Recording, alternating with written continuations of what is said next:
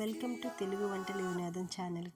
ఈరోజు కమ్మటి వంకాయ పచ్చడి ఎలా తయారు చేసుకోవాలో చూసిద్దాం.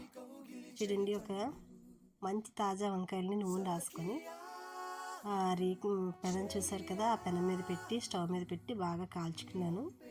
అది ఎక్కడ కూడా తెల్లగా లేకుండా మొత్తం అంతా బాగా కాల్చుకుని దాన్ని బాగా వాటర్లో పెట్టి కడిగేసి దానిపైన అంతా పొర తీసేసిన తర్వాత వంకాయ అంతా కూడా మెత్తగా చేసేసి దాంట్లో పసుపు వేసి పక్కన పెట్టుకున్నాను. పోపు దినుసులన్నీ తయారు చేసుకున్నాను. చూడండి, అన్ని రకాలు కూడా ఇందులో కడాయి పెట్టి పోపులు వేయించుకుంటున్నాను.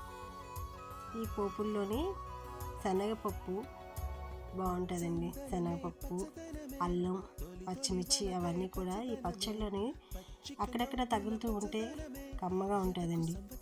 దీంట్లోని ఇంగువ కూడా, వెల్లుల్లి, ఇంగువ. దీంట్లో ఏంటంటే కొంచెంగా నేను పౌడర్ చేసి పెట్టుకున్నాను, ప్లేట్లో కనిపించుంటుంది మీకు. ఆ పౌడర్ ఏంటంటే ఆవాలు, మెంతులు కొంచెం గాడగాడగా చితకొట్టుకొని వేయించినవి చితకొట్టుకొని పెట్టుకున్నానండి. మంచి సువాసన కోసం అది. అది కూడా టేస్ట్ చాలా బాగుంటుంది. చిన్నది మరీ ఎక్కువ వేసుకోకూడదు, చేదులా అనిపిస్తుంది. ఇంగువ చూపించాను కదండి, ఆ ఇంగువని కొంచెం దంచేసి వేసేసుకున్నాను.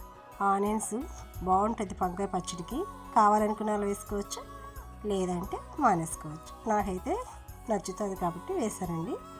ఇందులోని ఆ ముద్ద చేసిన వంకాయ ఉంది కదా, వేసేసాను. చక్కగా వేసిన ఇందులో మరి ఇంకే కారం కూడా వేయలేదు. చూడండి, మళ్ళీ సాల్ట్ వేసాను. అందులోని చింతపండు మగ్గు కొంచెంగా మెత్తగా పిసికేసి నానబెట్టుకునేది వేసేసాను. చక్కగా అది బాగా కూడా ఆయిల్ వచ్చినంత వరకు వేయించారండి. అలా వేయించడం వల్ల ఏంటంటే మనం బయట వదిలేసినా ఎక్కడ పెట్టేసినా సరే తొందరగా పాడైపోతుంది అనమాట. లాస్ట్లోని చిన్న బెల్లం ముక్క ఏమైనా ఎక్కువ తక్కువ ఉన్నా సరే అవి కవర్ చేస్తుంది. దాంట్లోని పొడి జల్లేసుకొని పైన పచ్చి నూనె వేసుకోండి.